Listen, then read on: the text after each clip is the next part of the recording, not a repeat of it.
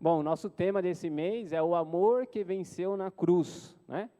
Aí a gente tem esse desenho aqui, ó, o pastor, ele ministrou sobre a palavra, a gente tem, na vertical a gente tem palavra e adoração, né? E na horizontal a gente tem ali testemunho e comunhão. Hoje eu vou falar sobre adoração. Eu queria, antes de começar a ministrar esse tema, que vocês prestassem bastante atenção a respeito desse vídeo que a gente vai passar, que é um vídeo para nós, como para a gente refletir, né? É um vídeo para a gente pensar a respeito de adoração e o que é adoração e como nós temos adorado a Deus, né? Então preste atenção nesse vídeo, é rapidinho. Daqui a pouco eu venho aqui para a gente conversar. Pode passar aí, meu irmão. Digno é o cordeiro que foi morto, de receber o poder, e riquezas, e sabedoria, e força, e honra, e glória, e ações de graças.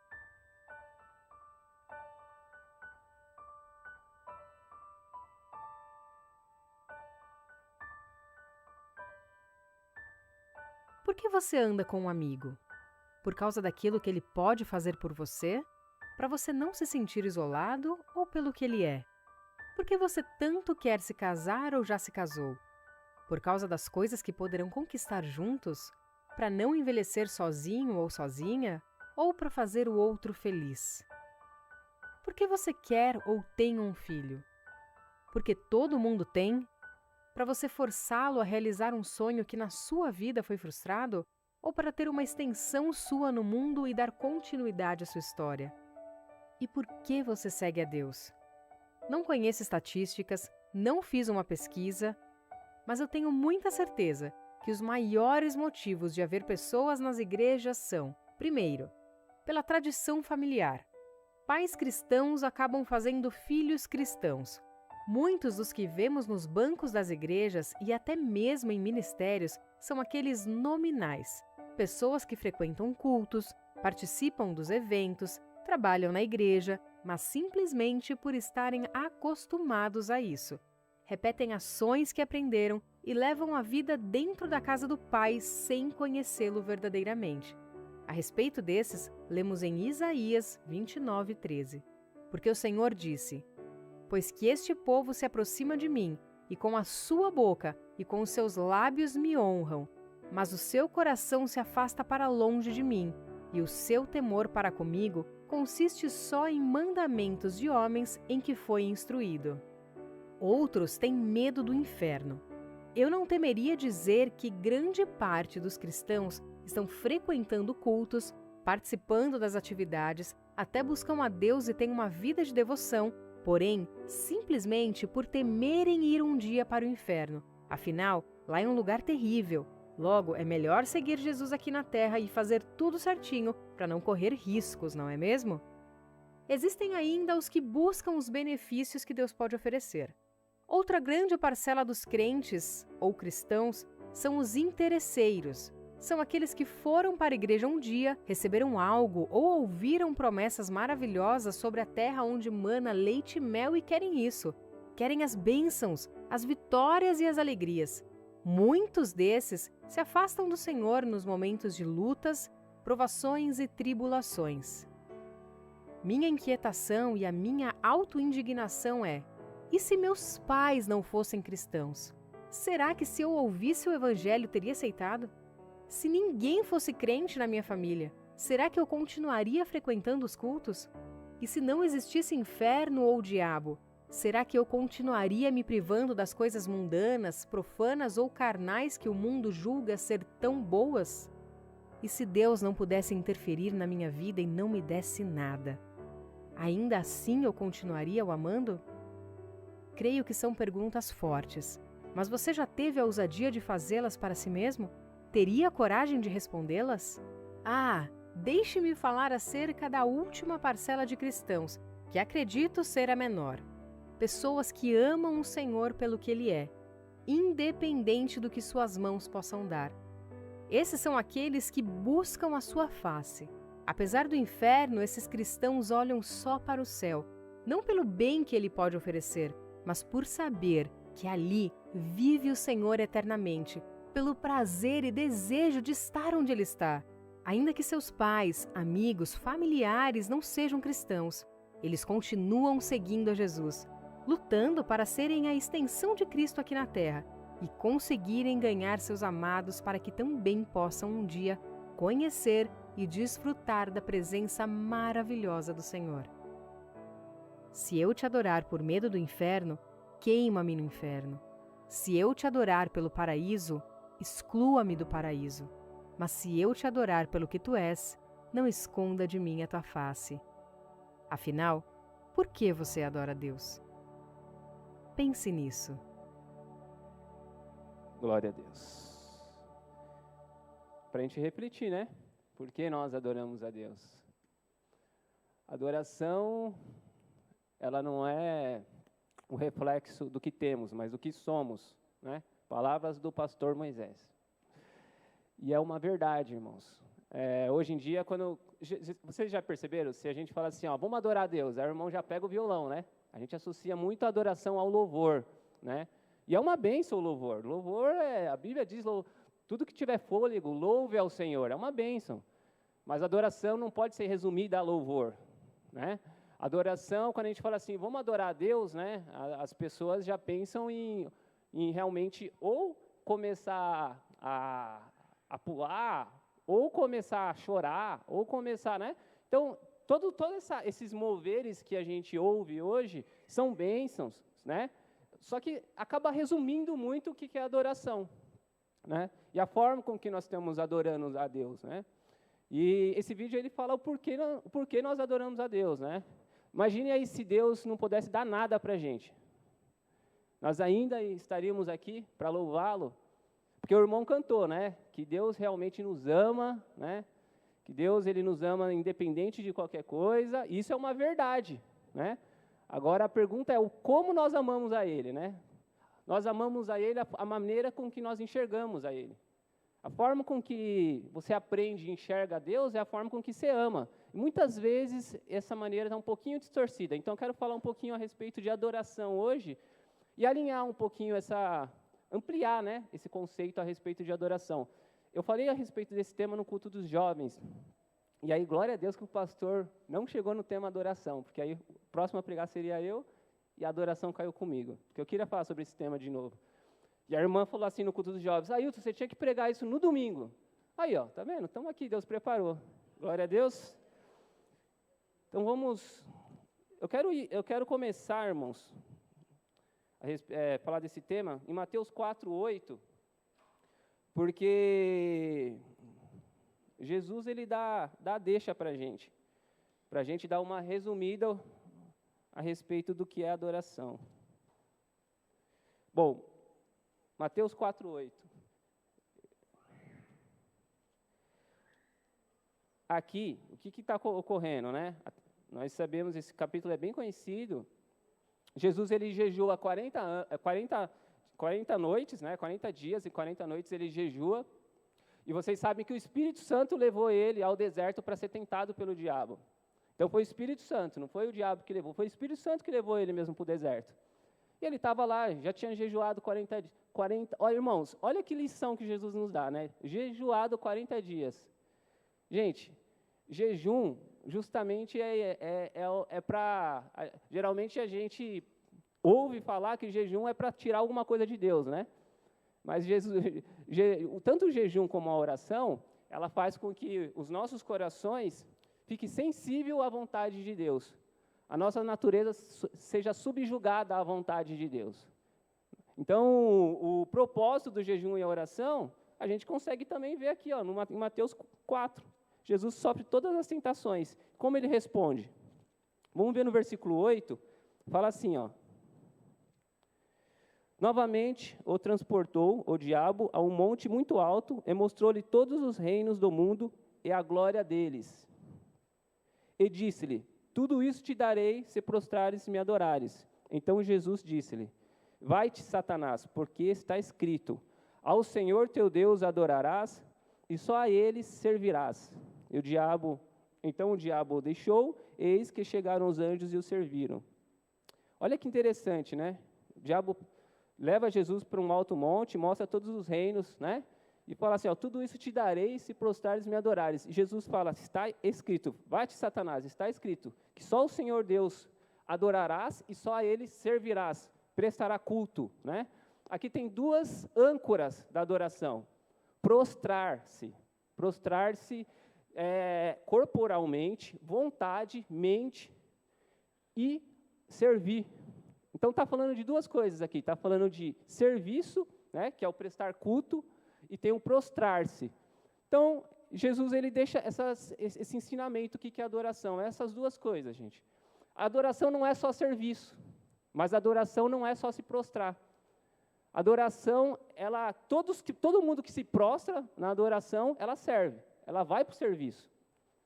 Agora, nem todo mundo que serve está servindo por adoração, porque pode estar servindo com motivações erradas, com motivações contrárias aos princípios. A motivação pode ser, não seja o Senhor a motivação. Agora, eu quero ir lá para o Antigo Testamento, e a gente vai pegar um exemplo de 3 caras, Sadraque, Mesaque e Abednego. Pode colocar aí para mim, fazendo um favor? Daniel, capítulo 3, versículo 15. Depois a gente vai voltar para Jesus, e eu quero estar passando por umas passagens aqui, importante. Bom, aqui, ó, irmão, só para contextualizar, Sadraque, Mesaque e Abednego, eles eram judeus, né? Mas eles estavam escravizados na Babilônia. Era um local onde que não se adoravam ao Deus Yahvé, ao Deus que nós adoramos. Adoravam outros deuses. E o rei da Babilônia se chamava Nabucodonosor. Esse cara, ele era um ditador, né? Ele fez uma estátua de ouro. E ele falou assim, olha, quando tocar o som das buzinas, né, do cítaro, da flauta, eu quero que todo mundo se prostre à minha estátua. E aí, o que acontece? Sadraque, Mesaque e Abednego só adorava a um Deus. Olha que interessante, né? Eles estavam longe do seu contexto, né? Da sua família, do seu país, do seu costume, mas eles não estavam longe de Deus. Eles não estavam longe do seu Deus. Qual era um Deus, né? Deus está presente em todo lugar. E eles tinham essa consciência, Deus está aqui. Mesmo na Babilônia, Ele está aqui com a gente. 3. E olha que interessante, né? Quando toca o som, todo mundo lá na Babilônia se prostra, porque o rei tinha feito uma ameaça. Quem não se prostrasse, ele ia jogar na fornalha de fogo, gente. E não é, quem quer ir para a fornalha, né? Ele ia matar. Então, ou seja, esses 3, tranquilão lá, no meio da multidão, por isso que a voz do povo não é a voz de Deus. Esse ditado é errado, gente. A voz do povo é a voz de Deus. Foi o povo de Israel que crucificou Jesus. Não é a voz de Deus. Nós não somos guiados pela multidão. Aí você percebe aí nesse versículo, ó, olha que interessante. No versículo 15, já tinha sido tocado, né, as trombetas, todo mundo já tinha se prostrado. E aí foi um X9, né, aqueles dedos duros, foi lá e falou assim, ó, tem 3 aí que não se prostraram. Foi lá e falou para Nabucodonosor. Aí, beleza. Aí vamos continuar aqui, ó. Agora, pois, se estáis pronto quando ouvirdes o som da trombeta, da flauta, da harpa, da sambuca, do saltério, da gaita, da foles, de toda a espécie de música, para vos prostrardes e adorardes a estátua que fiz. Bom é, mas se não adorares, serei lançado na mesma hora dentro da fornalha de fogo ardente. E quem é o Deus que vos poderá livrar das minhas mãos? Isso é Nabucodonosor falando. Responderam Sadraque, Mesaque e Abednego, disseram-lhe ao rei Nabucodonosor, não necessitamos de ter, olha que interessante isso daqui, gente, eles falaram assim, não necessitamos de ter responder sobre este assunto.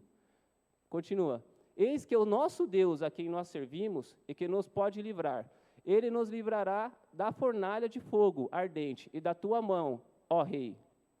E se não, fica sabendo, ó rei, que não serviremos a teus deuses, nem adoraremos a estátua de ouro que levantastes. Olha que interessante. Olha a resposta deles. A gente não deve nem satisfação sobre esse assunto para você, ó rei. O nosso Deus, o qual nós servimos, pode nos livrar. E Ele vai nos livrar da fornalha de fogo e das tuas mãos. Mas se Ele não nos livrar, esse mais é tremendo, gente. Esse mais você não ouve por aí. Porque a gente ouve muito assim, Deus vai fazer, Deus vai te livrar, Deus é poderoso. E eles acreditavam nisso. Isso é a mente de um adorador. Olha a mente de um adorador como que é. Ele acredita que Deus pode livrar, ele acredita que Deus é soberano, que pode livrar da fornalha e da mão do rei. Isso ele acredita, porque ele acredita que Deus é poderoso. Mas grava isso daqui. Ele tem a consciência que a vontade de Deus não está submissa à necessidade dele. Isso é importante. Aí vem o mais. Mas, se ele não nos livrar, também nós não vamos se prostrar à sua imagem. Nós vamos morrer. Pronto. Mas a gente vai continuar adorando a ele. Porque eu tenho a consciência de quem eu sirvo, não pelo que ele pode me dar, mas pelo que ele é. E esse mais, nós não ouvimos hoje, né, numa adoração. A gente ouve que vai fazer, mas se ele não fizer, rei, fica sabendo que nós não vamos nos prostrar à tua imagem. Gente, grava isso. Deus não está submisso, a vontade de Deus não é submissa às nossas necessidades. Porque hoje a gente ouve muito falar assim, Deus te ama, Deus te ama, Deus te ama. E é uma verdade? Claro. Prova isso, Ailton. Jesus se entregou por nós. Isso é a maior prova que Deus nos ama. Mas isso não quer dizer que a vontade dele está submissa à nossa necessidade. Por isso que a gente tem um mais. Por isso que a gente tem um mais. Se ele não fizer, eu vou continuar adorando ele. Porque eu adoro a ele não pelo que ele me dá ou pelo que ele tem para me dar, mas pelo que ele é. Isso é revelação. Isso é revelação. Esses caras amavam a Deus, adoravam a Deus. É uma lição para a gente. Porque hoje em dia a gente vive um evangelho triunfalista, né? Então a adoração, de novo, eles foram e não se prostraram, o rei fala, bom, aquece essa fornalha aí 7 vezes mais, aquece essa fornalha. E agora, leva esses caras aí, vamos tostar esses caras aí, vamos queimar esses caras. Aí o rei chama os capitães lá dele, pede para levar eles. Quando eles chegam perto da fornalha, a fornalha está tão quente que esses caras se queimam, colocam eles lá, daqui a pouco Nabucodonosor está olhando e falando assim, não jogamos 3? Porque tem 4, e tem um que é semelhante ao Filho de Deus. Cara, isso daí é uma lição para a gente. Isso aí é uma lição para a gente. Jesus estava com eles, o Senhor mandou, o Senhor estava com eles ali na fornalha. O Senhor estava com eles. Então, independente da situação que você vai passar, que eu vou passar, a gente pode pegar essa fornalha aí e trazer para os dias de hoje. As pressões que a gente encara na vida, a pressão que a sociedade traz, a pressão, a estátua de ouro hoje não é literalmente essa estátua de ouro, mas a estátua de ouro hoje é um pensamento anticristo que está no meio da sociedade. É um pensamento onde que você fala, cara, isso daqui não é as coisas de Deus, mas todo mundo está indo por aqui. Mas eu sei que todo mundo está indo por aqui. Mas eu não me prostro a essa imagem, eu não me prostro a esse pensamento. Mas se você não se prostrar a esse pensamento, você vai para a fornalha. O que é ir para a fornalha? Você vai padecer. Mas não esquece que o quarto homem vai estar com você. Então, se você tiver que perder emprego, se você tiver que ficar sem homem, sem mulher, se tiver que padecer o que for, se tiver que sofrer a pressão da sociedade, porque você é uma boca virgem, porque você não fez sexo antes do casamento, se tiver que sofrer pela sociedade, porque você está esperando no Senhor, e a pressão vem, e a multidão faz, e todo mundo fala, tá vendo? Só você que não faz isso. Bom, vale a pena continuar nesse pensamento, porque o quarto homem vai estar com você. Mas no final disso, você vai ver como vai ser o seu fim e o fim das pessoas. Por quê? Porque no final disso, ele tira os caras da fornalha e exalta os caras. E fala assim, agora, a partir de agora, todo mundo vai... quem não adorar o Deus de Sadraque, Mesaque e Abednego, quem falar alguma coisa contra eles, a gente vai matar também. É igual aqui, Jesus sofreu a tentação em Mateus 4, no final do versículo, no versículo 9, a Bíblia diz que vem os anjos e o serviram. Vem os anjos e serviu a Jesus. Ou seja, no final de uma grande pressão na sua vida, se você permanecer nos pensamentos, sem se prostrar nos pensamentos segundo a vontade de Deus, você vai ter bênção no final. O Senhor vai te servir. Então, a adoração, irmãos, tem a ver muito assim, com eu entendo que meu Deus é poderoso. E eu creio nisso. Mas eu entendo também que a vontade dele não está submissa à minha. Então, eu adoro ele. E eu tenho esse pensamento bem claro a respeito de Deus, porque é Ele que é Senhor, não sou eu. Então, nós temos essa consciência. Vamos ver um outro capítulo aqui, ó. Agora vamos lá para o Novo Testamento, que é Lucas capítulo 5, versículo 12.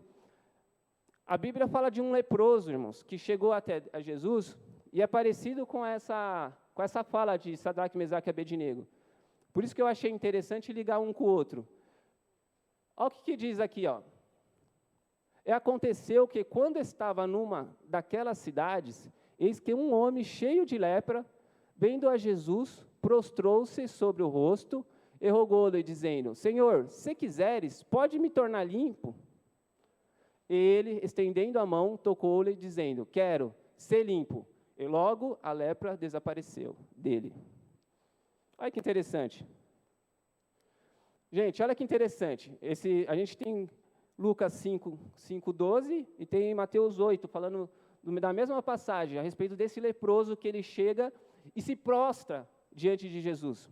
Ele chega desesperado, cara.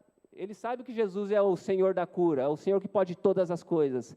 E ele chega, se prostra, a Bíblia diz assim, chegou o leproso e o adorou. Aí eu fiquei pensando e meditando a respeito do que ele fala para Jesus. Ele fala assim: Senhor, se quiseres, pode me tornar limpo.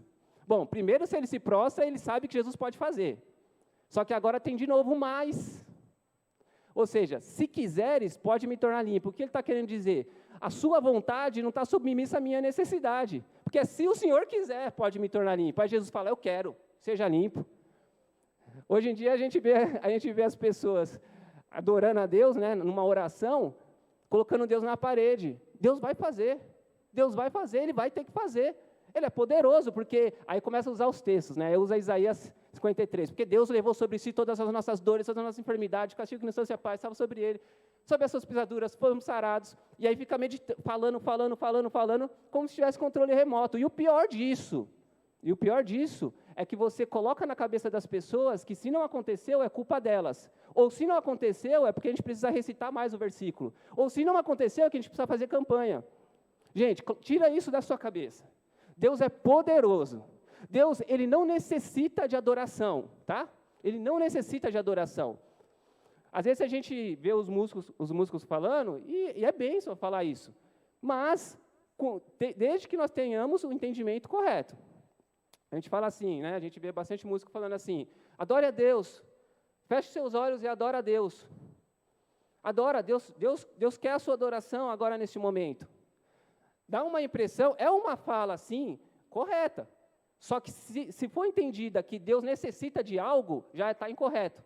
Então, assim, adora a Deus, que Deus quer a sua adoração. Deus não quer a sua adoração, tá? Deus não quer a sua adoração. Deus não é necessitado de nada. A Bíblia diz que Deus procura adoradores, não adoração.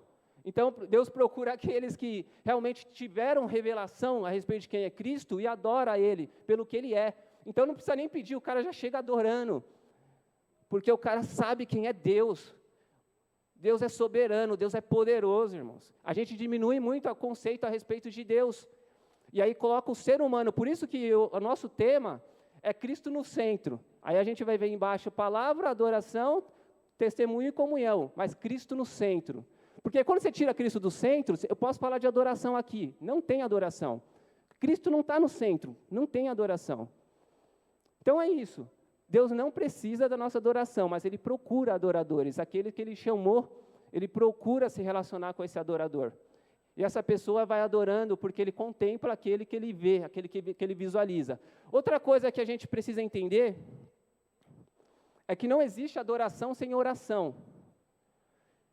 E adoração e oração, se você fala assim, eu adoro a Deus, mas você não ora, você adora qualquer coisa, mas não a Deus. Porque adoração e oração, a forma com que nós nos conecta com Deus, que nós nos comunicamos com Deus, e Deus comunica conosco através da oração e palavra. O pastor falou da palavra, por isso que esses pontos da haste é o vertical, né? O nosso relacionamento nós com Deus, palavra e adoração. E dentro da adoração tem oração. Por isso que Jesus, irmãos, Jesus é top, Ele deu exemplo para a gente de tudo, de tudo. Às vezes eu fico lendo, essa semana eu estava lendo a Bíblia, eu e Samuel, e a gente conversando, e é engraçado que quando eu vou conversando com alguém, Jesus fala comigo também, e fala coisas que eu não costumo falar, e ele vai me ensinando também, na hora que eu vou conversando, ele vai me ensinando. Então, a gente estava conversando a respeito de Mateus 6, né, que fala do secreto com Deus, né, entra no seu quarto, fecha a sua porta, fala com seu pai em secreto, o seu pai que te vê em secreto te recompensará publicamente. E ali ele fala de jejum em secreto, ajudar o próximo em secreto, e ele fala da oração em secreto.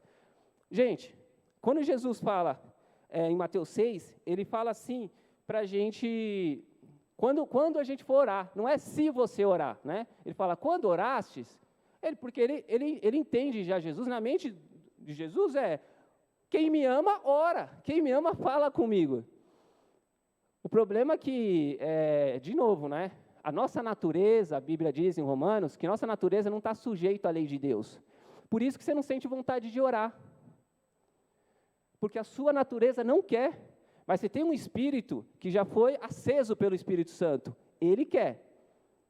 E aí aonde que entra, irmão, a palavra, porque a fé vem do ouvir a palavra de Deus. Eu estou ministrando, eu orei a Deus, eu falei, Deus, se eu falar e não houver efeito nenhum na minha vida e dos meus irmãos, que eu não fale mais a sua palavra, porque a palavra tem que ter poder para mudar, para você sair daqui, eu vou mudar, sair daqui querendo fazer algo diferente.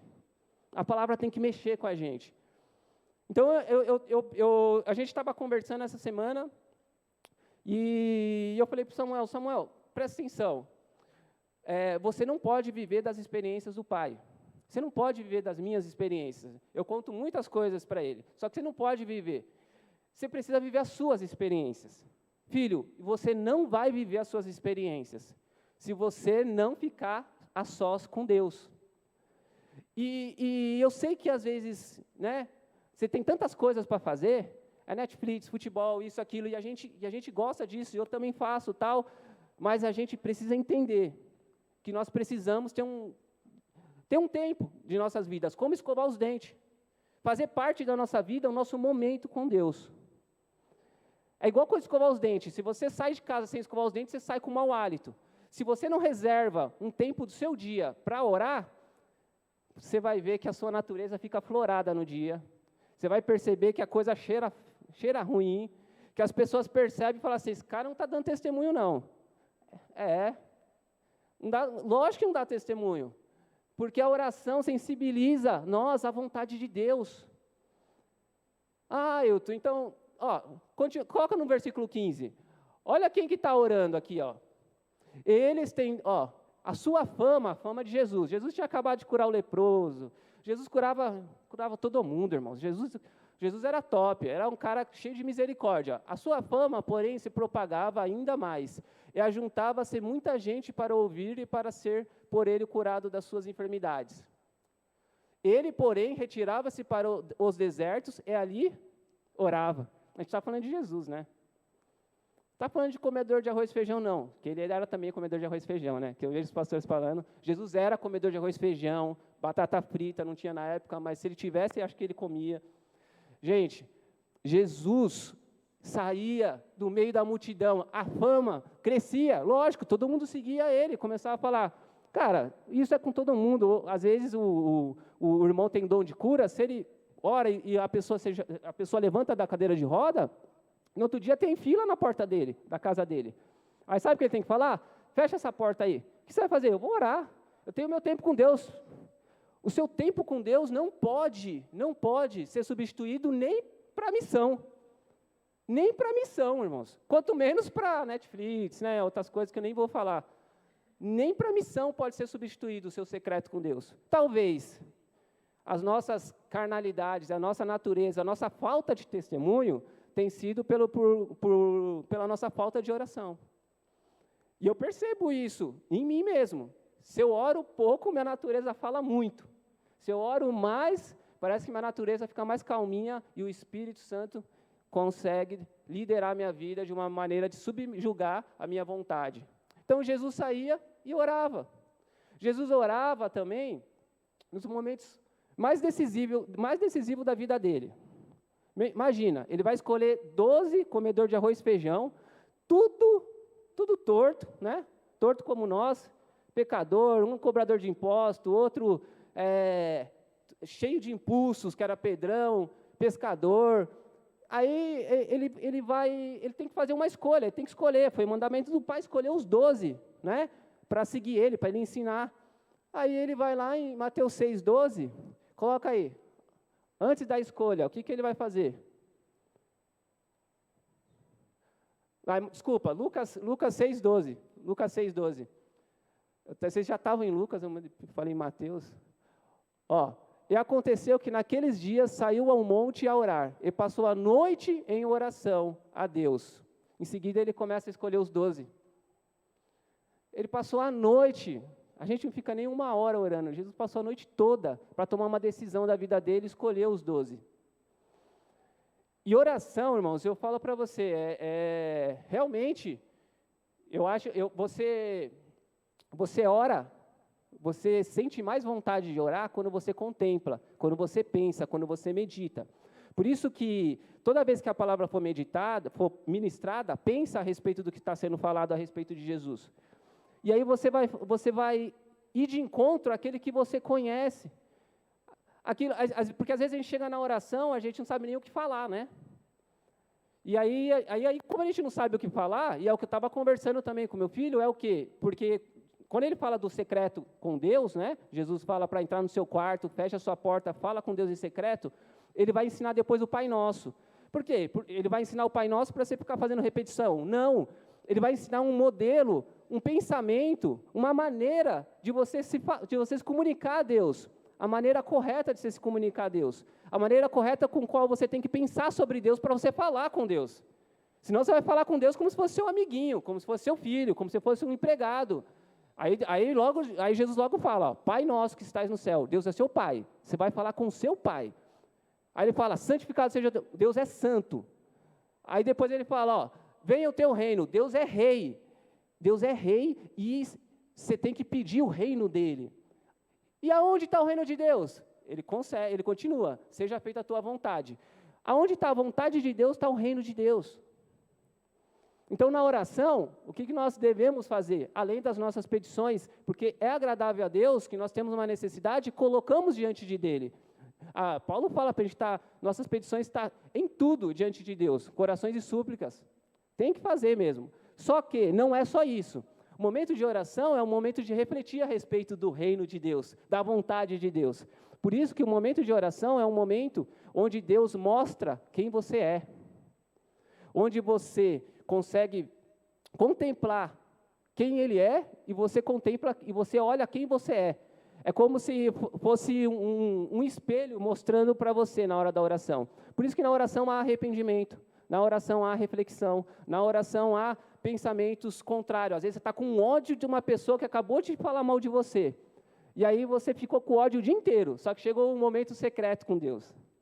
Já aconteceu isso com você? Aí chega um momento secreto com Deus. Aí você para e começa a orar. Quando você começa a orar, você só vê o papai puxando a sua orelha e falando assim, olha, bem dizer, falar bem dos que falam mal de você. Vença o mal com o bem. Aí você vê o papai falando, aí você fala, não. Só que aí você fica lá na oração. Daqui a pouco seu coração começa a amolecer, a raiva vai passando, e aí os pensamentos vão mudando. Aí aquela raiva que você estava, você já começa a falar, cara, eu preciso pedir desculpa. Cara, no mesmo momento você quer matar, mas agora, depois de minutos, depois de meia hora, você já quer pedir desculpa? Porque Deus começa a trabalhar no seu coração. Deus começa a ministrar no seu coração a vontade dEle. E a sua vontade, que é de matar, começa a ser submissa à vontade de Deus. E aí o reino de Deus é manifestado, porque quando você vai pedir desculpa, a pessoa fala, ele pediu desculpa, pensei que ele queria falar mal de mim. Não, eu quero te pedir desculpa, porque você tem uma língua fofoqueira. Não pode falar assim, mas você fala assim, eu quero te pedir desculpa, porque você estava falando mal de mim, e meu coração encheu de raiva. E eu soube disso, mas assim, eu orei para que Deus me ajudasse, e eu quero que Deus abençoe a sua vida, e se o que você precisar, eu estou aqui. Cara, isso daí é o reino de Deus, Isso daí é a glória de Deus, isso daí é adoração a Deus. Isso daí é adoração. Por isso que Jesus fala assim, ó, quando você tiver uma oferta, não traz não. Mateus 5 está falando, não traz não. Ó, vai primeiro reconciliar com o seu irmão, depois você vem e traz sua oferta. Porque a adoração tem a ver com isso, irmão. A adoração não é um rito. A adoração tem a ver com a submissão à vontade de Deus. Então, se você está submisso à vontade de Deus, a sua oferta é bem recebida. Se você não está submisso à vontade de Deus, não adianta fazer o rito. O ritual não funciona com Deus. Nós conseguimos enganar, às vezes, pai, mãe, pastor, mas Deus ninguém engana. Então, assim, essa questão da oração é tudo na nossa vida. Eu testemunhei aqui, né, no culto dos jovens, que uma vez eu estava orando, irmãos, e eu estava orando no meu serviço, e eu estava orando, fiquei lá, tipo, era 1 hora de almoço, mas peguei umas 20 minutos só para orar. E comecei a falar com Deus, fiquei lá com Deus, tal. Irmãos, esse dia foi tremendo, porque, por isso que eu falo que você vai ter as suas experiências conforme você vai se prostrando. É uma coisa no secreto, ninguém viu isso. Estava eu e Deus, ninguém viu isso. Mas, para mim, foi transformador, foi um marco. Foi um marco na minha vida a respeito de oração, né?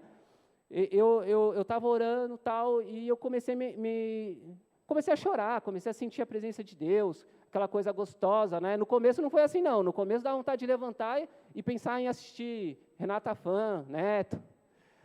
Aí, estou orando lá, tal. Daqui a pouco, irmãos, eu sinto como se fosse uma pessoa me tocando. Eu senti aqui nas minhas costas, assim, como se fosse uma pessoa me tocando. Na hora que me tocou, eu tomei um susto, assim, ó.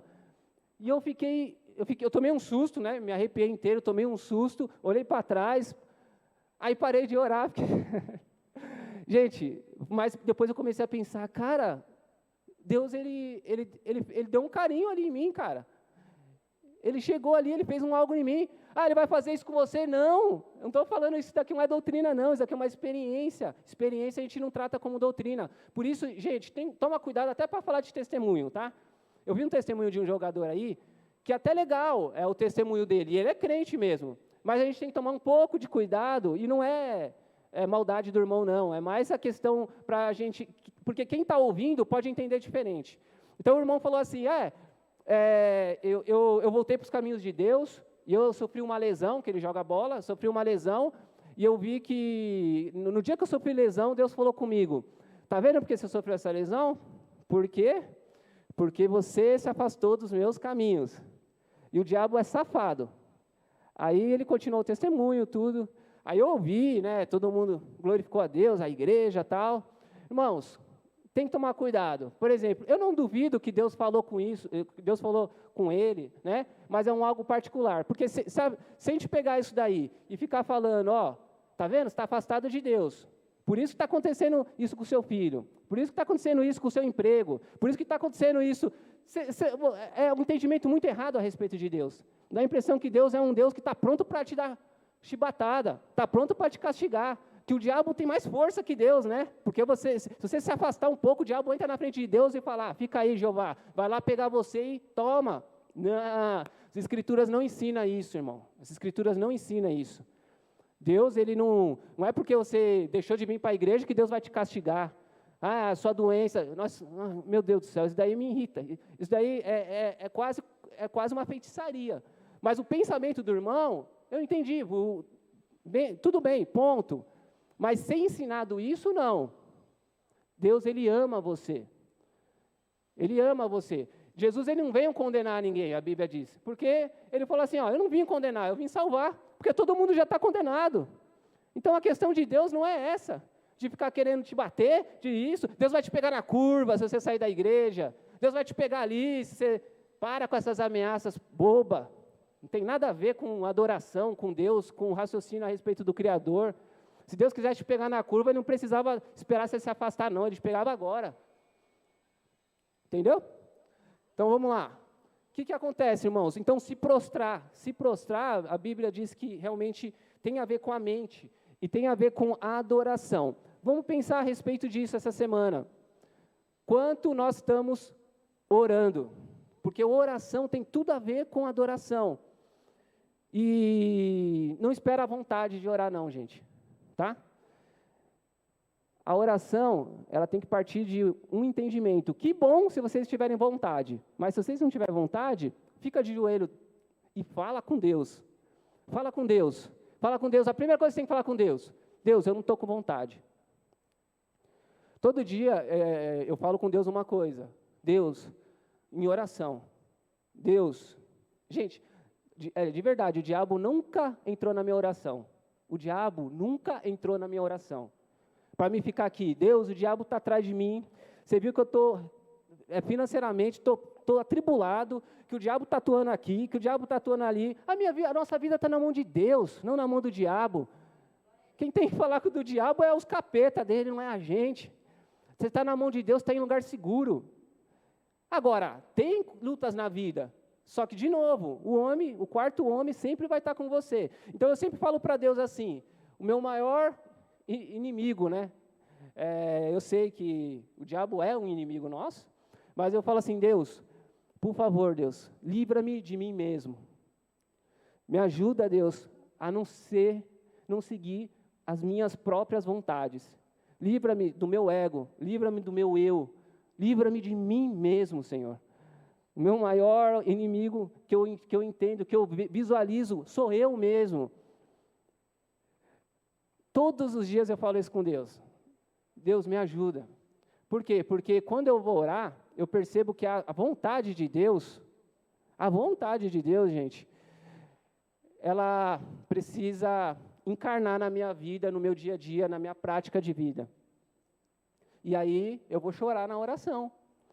Porque eu estou ligado no que Jesus fala: venha o teu reino, venha. Quando Jesus fala de oração, ele fala para a gente falar isso com ele mesmo. Pensar na vontade dele e falar: Deus, eu não faço isso. Eu tenho vontade de fazer o contrário. Vem isso no meu coração, Deus, eu te amo. E ele vem, gente. Ele gosta disso. Ele é o seu pai, é o seu papai. Outro ato de adoração, que eu queria ampliar o nosso conceito, é a respeito de serviço, de servir. A gente falou de se prostrar, e dentro de se prostrar, tem de se prostrar na mente, e aí entra a importância, gente, de conhecer a vontade de Deus, porque você só se prostra aquilo que você conhece.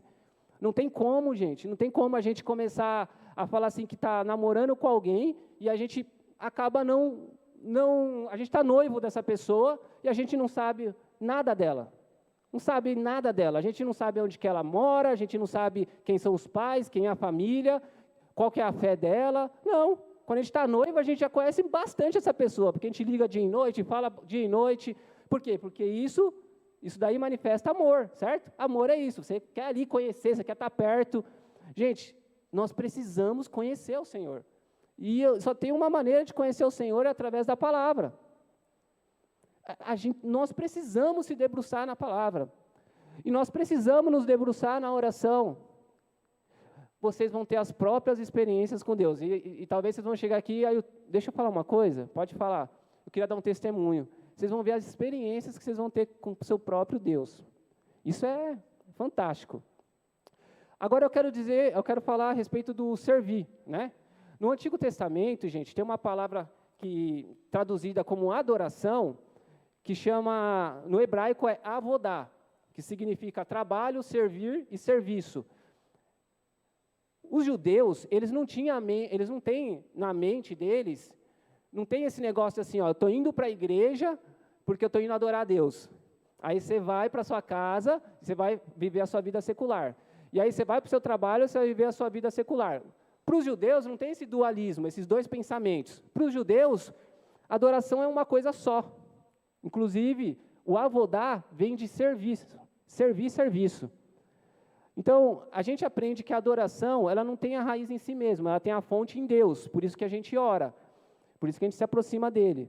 Mas a gente entende que quem teve essa revelação na oração e no contemplar ao Senhor, parte para o serviço. Gente, isso daí foi um dos últimos ensinamentos de Jesus aos discípulos. Então, quando nós vemos lá em João 13, que Jesus lava os pés dos discípulos, ele vai, né, ele vai dar a última lição para os discípulos. Ele lava os pés dos discípulos, e os discípulos ficam admirados de ele fazer isso. E aí logo, Pedro fala assim, não, você não vai lavar meus pés. Você não vai tocar nos meus pés, né? Aí Jesus fala, ó, se eu não fizer isso, você não tem parte comigo. Ou seja, você precisa dessa revelação, você precisa desse ensinamento, Pedrão. Ele, não, então lava o corpo todo. Aí Jesus fala assim para os discípulos, olha, vocês viram o que eu fiz? Viram, né? Bom, felizes serão se vocês fizerem isso um com os outros. Façam isso um com os outros. Ou seja, Jesus em João 13, ele quis ensinar um princípio de servir. Servir é avodar, no hebraico. É o serviço, gente, é o servir. Deus vai te falar isso na oração. Porque Deus me falou a respeito desse tema de servir, de serviço, quando eu estava louvando a Ele. Ó, o louvor aí, né? Quando eu estava louvando a Ele em casa. Então, eu estava louvando a Deus em casa. Você sabe que eu testemunhei também aqui, e agora, como é domingo, tinha gente que não estava, eu vou falar de novo.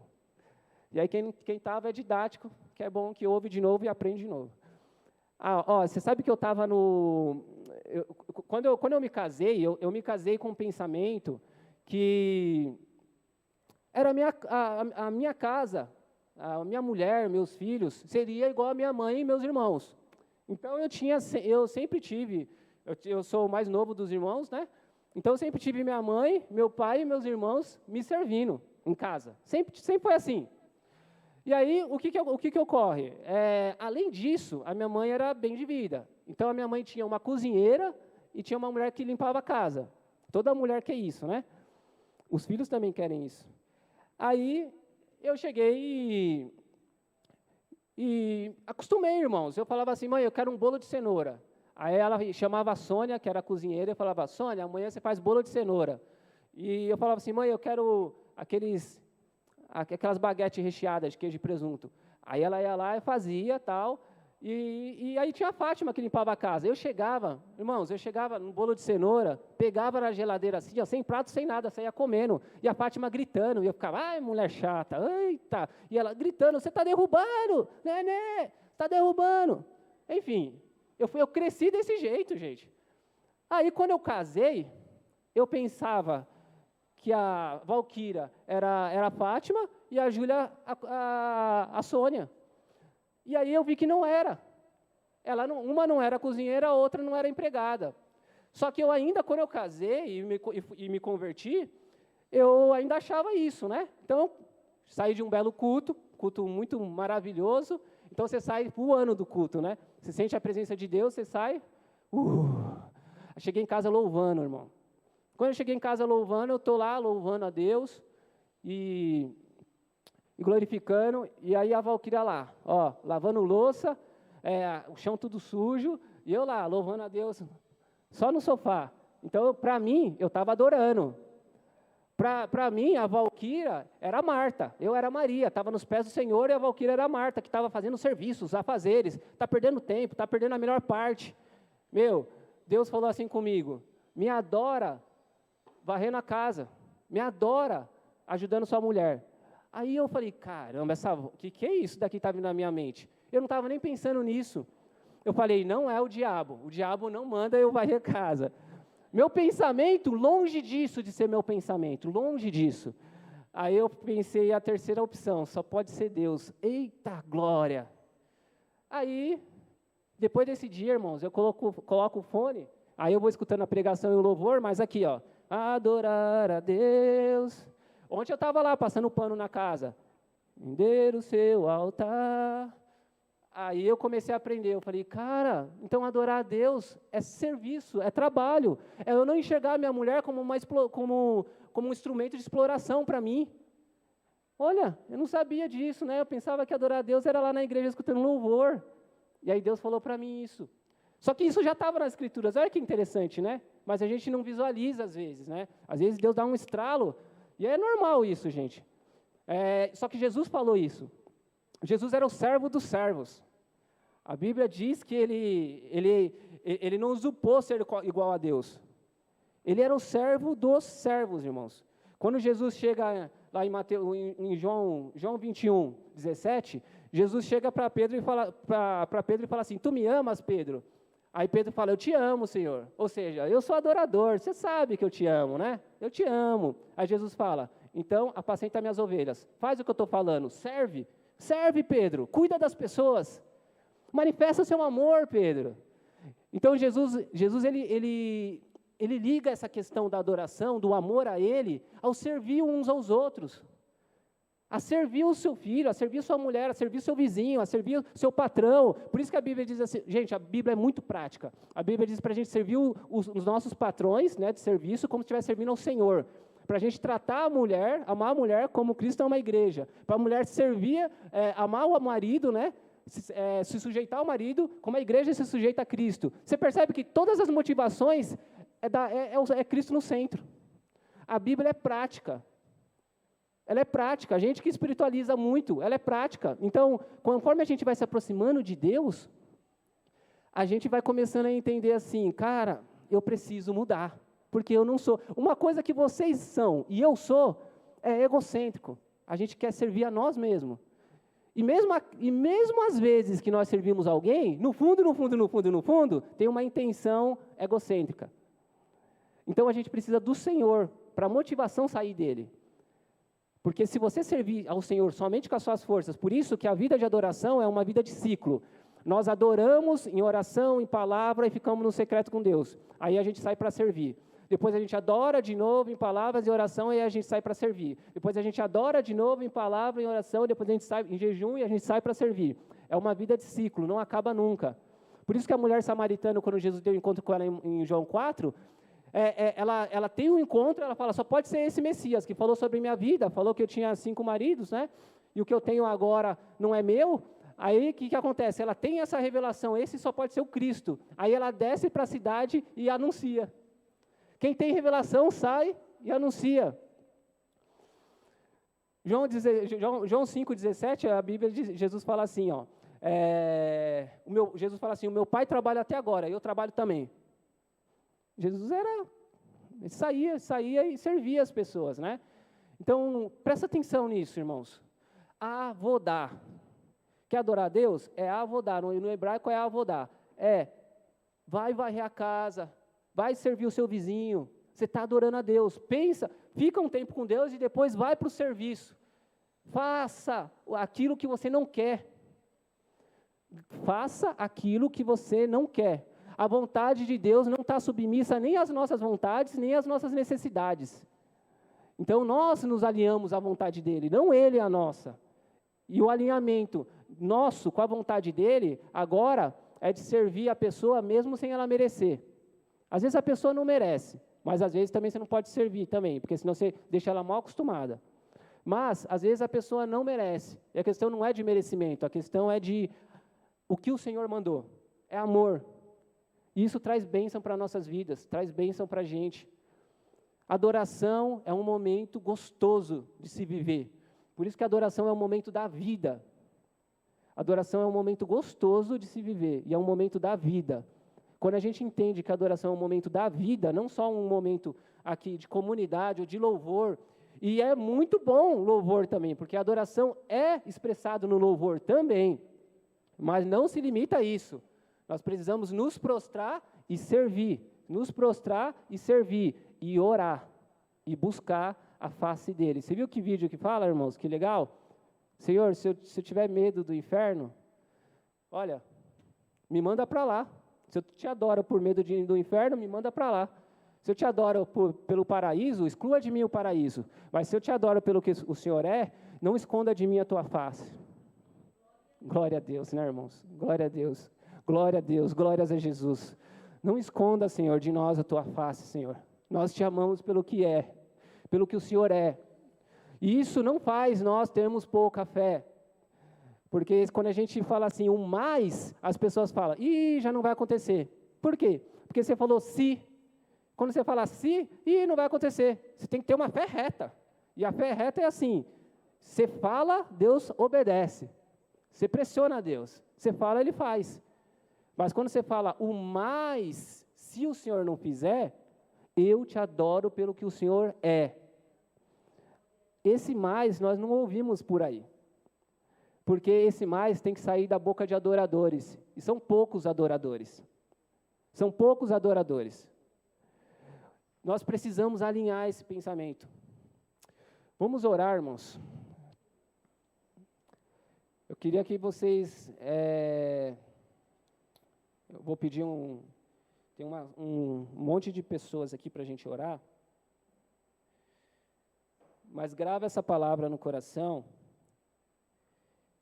que a adoração, ela tem a ver com se prostrar, e a adoração tem a ver com servir, e a adoração tem a ver com oração. Grava essas 3 coisas, pense, medite, contemple isso a respeito do seu Senhor, e grava isso que eu falei, a vontade de Deus não está submissa às nossas necessidades. É difícil falar isso, sabe por quê? Porque o ser humano, ele tem muitas necessidades. Todo mundo tem necessidade. Todo mundo tem necessidade. Então, se nós pregamos que Deus é poderoso, isso tem que ser pregado. Se nós pregamos que Deus cura, isso tem que ser pregado. Se nós pregamos que Deus liberta, isso tem que ser pregado. Talvez, se a gente não der o mais, as pessoas vão ter um mau entendimento a respeito disso. E esse mau entendimento vai levar elas a se frustrarem a respeito de Deus. Porque logo elas falam, se não tenho mais, se Ele não fez é porque não me ama. Ou se Ele não fez é porque, porque Ele não é poderoso. Então, se Ele não fez, para que eu vou servir um Deus desse? Mas o Evangelho não está alicerçado naquilo que Deus pode nos dar, mas naquilo que Ele é. Glória a Deus. Bom, vamos lá, eu quero orar aqui, pela Adélia, ela vai passar por uma cirurgia amanhã. A gente vai orar aqui também pelo David Ramos, pela Florinda, pela Sônia, que ela também não está bem de saúde. Tá? E aí, por último, eu vou orar pelo João Guilherme, né? Que é o bebezinho que está aí, né? Vamos orar aqui por esses pedidos, irmãos. Ora e creia que Deus pode fazer um milagre, né? A minha pregação não é para diminuir o poder de Deus, não, muito pelo contrário, né? Ampliar nosso conceito a respeito de quem é Deus e quem nós somos. E como Ele é poderoso e misericordioso para nos alcançar nas nossas necessidades. Mas, como Ele também é poderoso, para mesmo se Ele não fizer, nós conseguimos entender que Ele continua cuidando da gente. Senhor, em nome de Jesus, nós amamos ao Senhor. Nós te adoramos e te bendizemos, Deus. Nós queremos interceder por esses pedidos, Deus. Pedindo ao Senhor o teu milagre, a tua cura, a tua libertação. Deus, nós amamos ao Senhor, nós adoramos aquele que reina para sempre. Deus, quando nós olhamos esse céu, nós conseguimos visualizar o Senhor.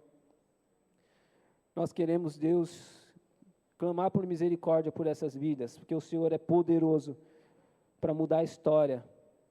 Abra o entendimento, Deus, de todas essas pessoas que estão recebendo essa oração. Liberta, cura, Deus, restaura, em nome de Jesus. Eu quero orar por cada um que aqui está, Senhor, cada um que entrou aqui. Eu não sei se cada um que entrou aqui, Deus, realmente está passando problema, está com raiva no coração, está com problemas com a família, de saúde, no emprego, financeiros. Mas eu te peço que o Senhor traga o coração de cada um de nós a adoração.